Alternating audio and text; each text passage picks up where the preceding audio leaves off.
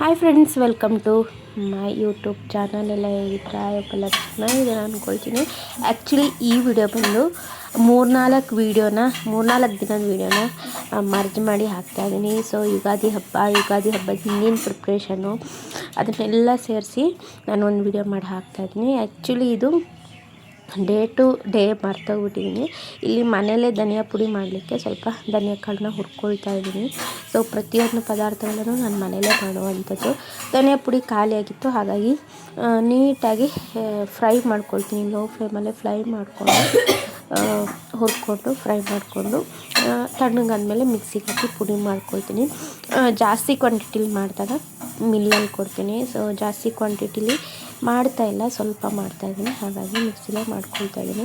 ಮಿಲ್ಲಿಗೆ ಕೊಟ್ಟರೆ ಇನ್ನೂ ಚೆನ್ನಾಗಿರುತ್ತೆ. ಸೊ ಯಾರೆಲ್ಲ ನಂತರ ಈಗಲೂ ಹಳೆಯ ಕಾಲದ ಪದ್ಧತಿನ ಫಾಲೋ ಮಾಡ್ತೀರಾ ಕಮೆಂಟ್ ಮಾಡಿ. ಸೊ ನಾನು ಆಲ್ಮೋಸ್ಟ್ ರೆಡಿಮೇಡನ್ನ ತರೋದು ತುಂಬ ಕಮ್ಮಿ. ನಾನು ಎಷ್ಟೇ ಕಷ್ಟ ಆಗಲಿ, ಎಷ್ಟೇ ಬಿಸಿ ಇರಲಿ, ಮನೆಯಲ್ಲೇ ಮಾಡುವಂಥದ್ದು. ಸೊ ಈ ಥರ ಲೈಟ್ ಫ್ರೈ ಮಾಡ್ಕೊಳ್ತೀನಿ. ಸ್ವಲ್ಪ ವಾಯ್ಸ್ ಸಹ ಹೋಗಿದೆ, ಸ್ವಲ್ಪ ಹೆಲ್ತ್ ಇಶ್ಯೂಸ್ ಆಗಿ. ಫೀವರ್, ಈಗ ಮಳೆ ಬಿಸಿಲು ಹಾಗೆ ಓಡಾಟಗಳು ಜಾಸ್ತಿ ಆಗಿದೆ. ಕೊರಿಯರು ಮತ್ತು ಆಚೆ ಹಳ್ಳಿ ಕಡೆ ಎಲ್ಲ ಜಾಸ್ತಿ ಹೋಗ್ತೀನಿ ನಾನು, ಸ್ಯಾರಿಗಳನ್ನೆಲ್ಲ ಇಟ್ಕೊಂಡು. ಯಾಕಂದರೆ ವ್ಯಾಪಾರ ಆಗಲೇಬೇಕಲ್ವ. ಸೊ ಹಾಗಾಗಿ ನಮ್ಮ ಬಿಸ್ನೆಸ್ನ ನಾವೇ ಡೆವಲಪ್ಮೆಂಟ್ ಮಾಡಬೇಕಲ್ವ. ಸೊ ಹಾಗಾಗಿ ಸ್ವಲ್ಪ ಬಿಸಿಲಲ್ಲಿ ಓಡಾಟ, ಸೊ ನೀರು ಎಲ್ಲೆಲ್ಲಿ ಸಿಕ್ಕಿದ್ದೆಲ್ಲ ನೀರೆಲ್ಲ ಕುಡಿತೀನಂತ.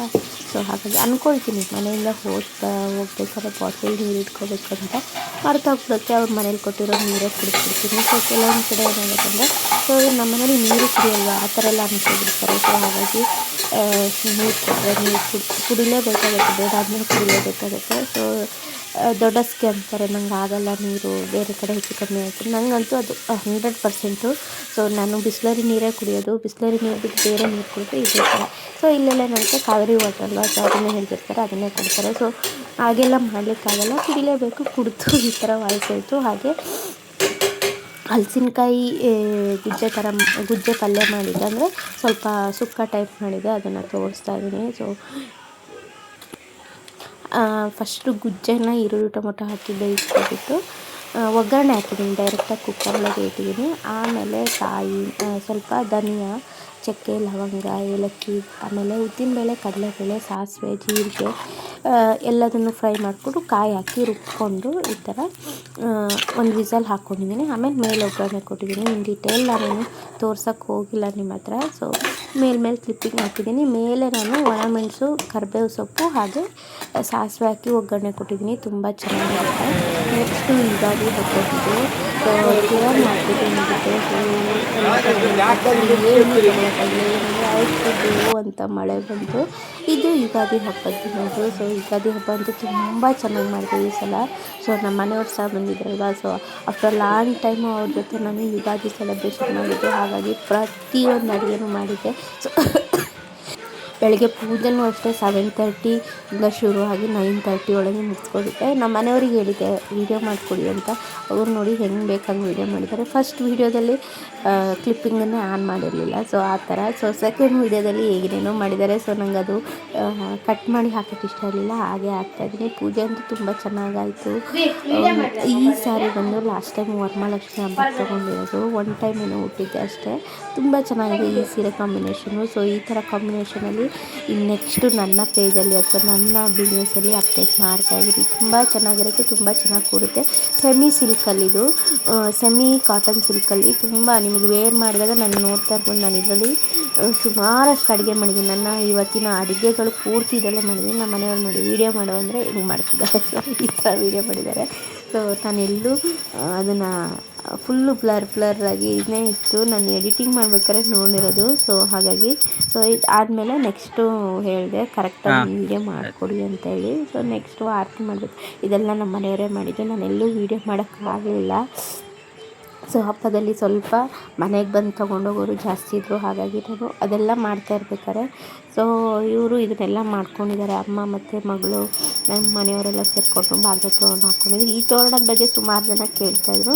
ಇದು ಆ್ಯಕ್ಚುಲಿ ನಮ್ಮ ಮೈಸೂರಲ್ಲಿ ಶ್ರೀರಾಮಪೇಟೆಯಲ್ಲೇ ತೊಗೊಂಡಿದ್ದು. ಪ್ರೈಸ್ ಬಂದು 2800 ಸಮಥಿಂಗ್ ಏನೋ ಇತ್ತು. ಲಾಸ್ಟ್ ಟೈಮ್ ವರಮಹಾಲಕ್ಷ್ಮಿ ಹಬ್ಬಕ್ಕೆ ಸುಮಾರು ಜನ ತೋರಣ ಹಾಕ್ತಾ ಕೇಳ್ತಾಯಿದ್ದಾರೆ. ನಾನು ವರಮಹಾಲಕ್ಷ್ಮಿ ಹಬ್ಬಕ್ಕೆ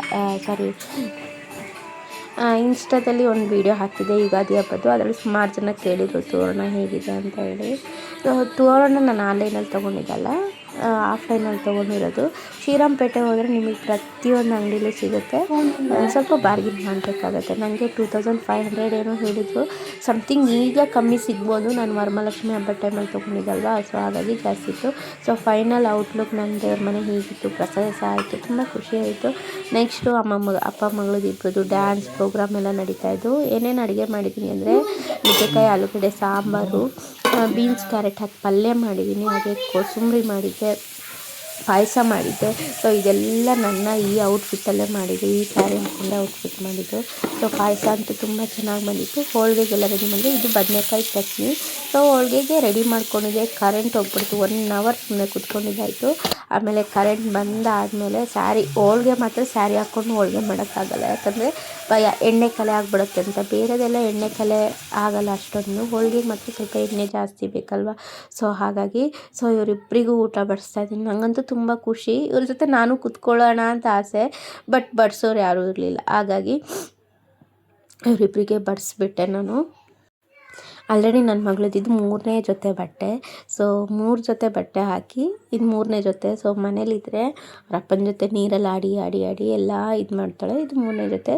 ಸೊ ನಾನು ಏನೇನು ಮಾಡಿದ್ದೀನಿ ಅಂದರೆ ಕೋಸಂಬರಿ ಮಾಡಿದ್ದೀನಿ, ಪಲ್ಯ ಮಾಡಿದ್ದೀನಿ, ಹಾಗೆ ಚಟ್ನಿ ಮಾಡಿದ್ದೀನಿ. ಚಟ್ನಿ ಅಂತೂ ತುಂಬ ಫಸ್ಟ್ ಟೈಮ್ ಚೆನ್ನಾಗಿ ಟ್ರೈ ಮಾಡಿದ್ದು. ನಮ್ಮ ಕಡೆ ಎಲ್ಲ ಈ ಲಿಂಗಾಯತ್ಸ್ ಇರ್ತಾರಲ್ವ, ಲಿಂಗಾಯತ್ ಗೌಡರ್ಸು, ಸೊ ಅವ್ರ ಮನೇಲಿ ತಿಂದಿದ್ದು ನೆನಪು. ಹಾಗಾಗಿ ಬದನೆಕಾಯಿ ಸ್ವಲ್ಪ ಜಾಸ್ತಿ ಇತ್ತು, ಅದನ್ನೇ ಮಾಡೋಣ, ಬೋಂಡ ಬಜ್ಜಿ ಎಲ್ಲ ಬೇಡ ಅಂದ್ಕೊಂಡು ಅದನ್ನು ಮಾಡಿದ್ದೆ. ಹಾಗೆ ಕೋಸಂಬರಿ, ಉಪ್ಪಿನಕಾಯಿ ಆ್ಯಸ್ ಯೂಶ್ವಲ್ ಮನೇಲಿರುತ್ತೆ. ಸೊ ಈ ಥರ ಹಪ್ಪಳ ಒಂದು ಕರಿಯೋದು ಮರೆತು ಹೋಯಿತು ನನಗೆ. ನಮ್ಮ ಮನೆಯವರಿಗೆ ಹೋಳಿಗೆ ಭಾಳ ಇಷ್ಟ ಆಯಿತು. ಸೊ ನನ್ನ ಮಗಳು ಆಲ್ರೆಡಿ 1 ರೌಂಡ್ ಊಟ ಆಗಿದೆ, ಯಾಕಂದರೆ ಮಾರ್ನಿಂಗ್ ಅವಳು ತಿಂಡಿ ತಿಂದಿರಲಿಲ್ಲ. ಸೊ ಚಿತ್ರಾನ್ನ ಮಾಡಿದ್ದೆ ಅಲ್ವಾ, ಸೊ ಚಿತ್ರಾನ್ನ ಮಾಡಲೇಬೇಕು, ಮಾವಿನಕಾಯಿ ಚಿತ್ರಾನ್ನ, ಅದನ್ನು ಮಾಡಿದ್ದೆ ಅಲ್ವಾ. ಸೊ ಅದನ್ನು ತಿನ್ಕೊಬಿಟ್ಲು. ಚಿತ್ರಾನ್ನ ಅಂದರೆ ಅವಳು ಫೇವ್ರೇಟು. ಸೊ ಬೇಗ ತಿನ್ಕೊಬಿಟ್ಲು.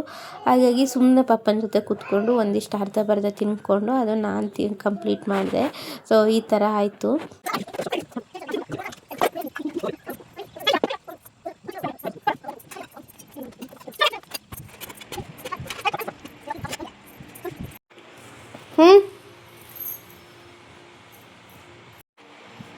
ಅದಕ್ಕೆ ಸಾಂಬಾರು ತಿಂತಾರ ಬಾಬು. ನುಗ್ಗೆಕಾಯಿ ಬೇಕಾ?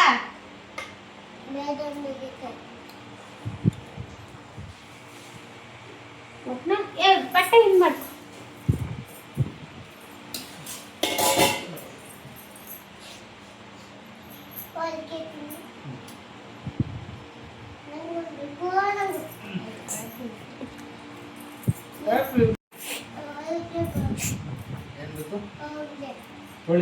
ಬೋಡ ಆಫ್ ಕನ್ನಡ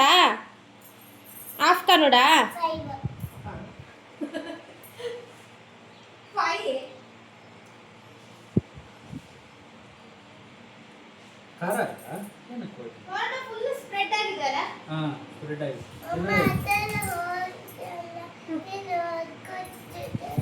ಏನು ಈಗ ಅರ್ಧ ಹೋಳಿಗೆ ಹಾಕ್ಲಾ? ಇದೇ ಹೋಳಿಗೆ ಬೇಕಾದ್ರೆ ಎಂತ ಬೇಕು? ಇದೇ ಹೋಳಿಗೆ, ಸಾಂಬಾರು, ಪಾಯಸ ಬೇಕಾ? ನಡಿ ಪಾಯಸನೇ ಹಾಕ್ಲಾ?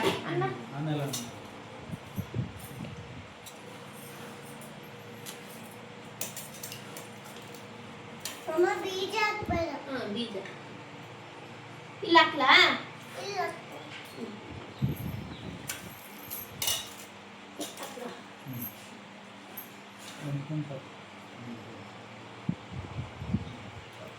ಮೆತ್ತಾಗಿದೆ ಪಾಯಸ ಇವತ್ತು.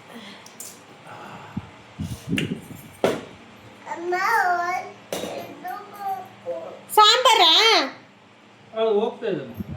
ಎಂತ ಬೇಕು? ಬಟಾಟೆನಾ? ಊಟ ಮಾಡಲ್ಲ ಬಾಬು. ಈಗಷ್ಟೇ ನೀವು ಚಿತ್ರಾನ್ನ ತಿಂದಿದ್ದೀರಾ, ಅದಕ್ಕೆ ಹೇಳಿದ್ದೆ ಎಲ್ಲ ಊಟ ಮಾಡೋ ತನಕ ಸುಮ್ಮನಿರು ಅಂತ.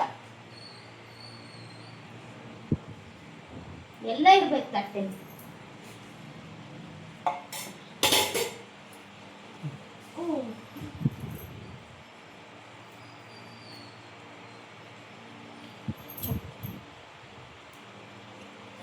ಅಮ್ಮನೂ ಅಷ್ಟೇ ಒಂದೇ ಹೋಳಿಗೆ ತಿನ್ನೋದು ಅವ್ರು.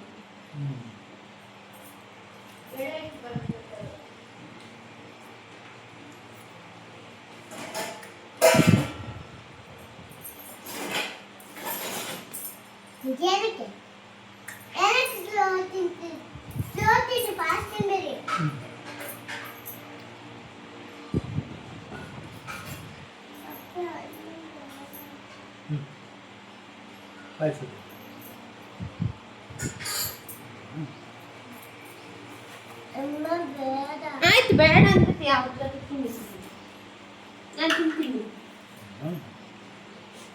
ಎಲ್ಲ ಬಿಡು, ನಾನು ತಿಂತೀನಿ. ತಕೊಂಡ್ಬಿಟ್ಟು ಹಾಕೊಂಡು ಹೊಟ್ಟೆ ತುಂಬಿದವಳಿ ಪಾಯಸ ತಿನ್ನಿ.